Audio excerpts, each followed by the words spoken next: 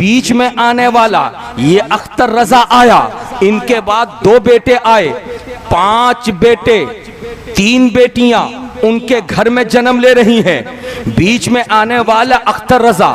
گود میں لیتے ہیں مفتی اعظم، اور لے کر کے اپنے منہ سے لعاب دہن نکالتے ہیں، اور نکال کر کے حضور اختر رضا خان ازہری کے منہ میں لگاتے ہیں۔ حضور اختر رضا خان ازہری نے اپنی زبان کو چلایا تھا، نانا کے منہ سے نکلے ہوئے لعاب دہن کو چوسا تھا۔ آپ کو یہ مسئلہ معلوم ہے کہ گھر میں جب کوئی بچہ پیدا ہو تو بچے کے لیے سب سے پہلے اس کے تالو میں میٹھی چیز لگانا یہ اس کے خوش اخلاق ہونے کی دلیل ہے، یعنی اخلاق اس کا بلند ہوگا۔ اسی لیے کہا جاتا ہے مصری ہو تو دبا کر کے اس کا رس اس کے تالو میں لگا دو، چینی ہو تو چینی کا رس لگا دو،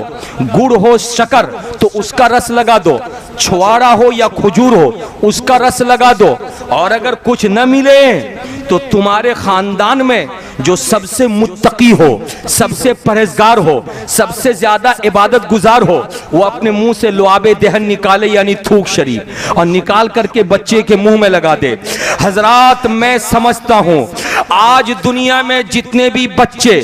بڑے ہو کر کے فرما بردار بنے ہیں اپنے ماں باپ کے، فرما بردار بنے ہیں اپنے بڑوں کے، بڑوں کا ادب کرنے والے ہیں، چھوٹوں پر شفقت کی نظر رکھنے والے ہیں، رسول اللہ سے محبت کرنے والے ہیں، اللہ کا خوف دل میں رکھنے والے ہیں، حرام سے بچ کر حلال کمائی کی طرف کے بارے میں سوچنے والے ہیں، ماں کی خدمت کرنے والے ہیں، اپنی ذات سے کسی کو تکلیف دینے والے نہیں ہیں۔ میں یقین کے ساتھ کہتا ہوں ان کی پیدائش کے وقت میں کسی نیک آدمی نے اپنا لعاب دہن اس کے منہ میں ڈالا ہوگا۔ مجھے کہہ لینے دو آپ کے گھر میں بچہ پیدا ہو تو آپ کے بستی کا کوئی متقی پرہیزگار نمازی اس بچے کے منہ میں لعاب دہن ڈال دے تو وہ بچہ خوش اخلاق بن جائے، وہ بچہ خدا رسیدہ بن جائے، وہ بچہ محبت رسول والا بن جائے، وہ بچہ بڑوں کا ادب کرنے والا بن جائے، وہ بچہ چھوٹوں پر شفقت کی نظر رکھنے والا بن جائے، وہ بچہ مصطفیٰ جان رحمت کے عشق میں سرشار ہو جائے، تو جب آپ جیسے نمازی،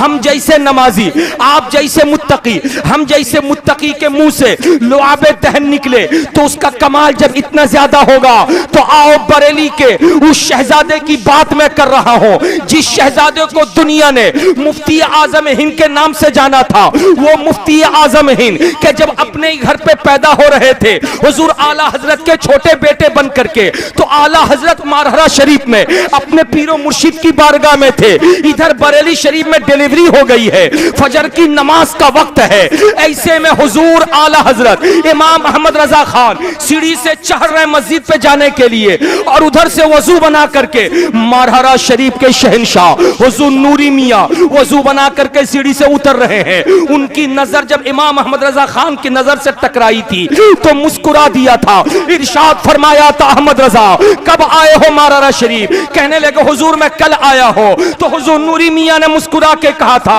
مبارک ہو تمہیں احمد رضا۔ پوچھنے لگے تھے اعلیٰ حضرت کس بات پر مبارک بات دے رہے ہیں؟ تو حضور نوری میاں نے کہا تھا مبارک ہو آپ تو مارہرہ شریف میں ہو مگر آپ کے گھر میں کل رات ایک بچہ جنم لیا ہے، پیار سے بول دو سبحان اللہ، مچل کے بول دو ماشاءاللہ، ایک بچہ جنم لیا ہے، بڑا نرالا بچہ ہے، بڑا پیارا بچہ ہے۔ میں جب مارہرہ شریف سے بریلی آؤں گا اس بچے کو میں مرید کروں گا، اجازت و خلافت سے اس کو نوازوں گا۔ حضور امام احمد رضا خان نے حضور نوری میاں کے زبان سے باتوں کو سن لیا تھا، اور 2-4 روز مارہرہ میں رہ کر کے وہ پلٹے تھے بریلی شریف، اپنے بچے کو گود میں لیا تھا، اور تاریخ بتاتی ہے کہ حضور نوری میاں جنہوں نے خوشخبری سنائی تھی کہ احمد رضا آپ کے گھر میں بیٹا پیدا ہوا ہے، حضور نوری میاں 6 مہینے کے بعد بریلی شریف آتے ہیں۔ 6 مہینے کا بچہ آپ کی گود میں کیسا رہتا وہ آپ اچھی طرح جانتے ہیں، اسے شعور نہیں کہ پیشاب کب کرنا ہے، اسے شعور نہیں کہ پخانہ کب کرنا ہے، اسے شعور نہیں کہ پلنگ پہ سویا ہوں کہ نیچے سویا ہوں، لیکن احمد رضا کے گھر میں پیدا ہونے والا مصطفیٰ رضا جس کو مفتی اعظم ہند کہا جاتا ہے، 6 مہینے کی عمر میں وہ لاشعوری کی منزل پہ نہیں تھے بلکہ شعور والے تھے۔ حضور نوری میاں نے گود میں لیا اور لے کر کے مرید بھی کیا، اور صبح قیامت تک ان کے خاندان کی جو اجازت و خلافت ہے ان تمام چیزوں سے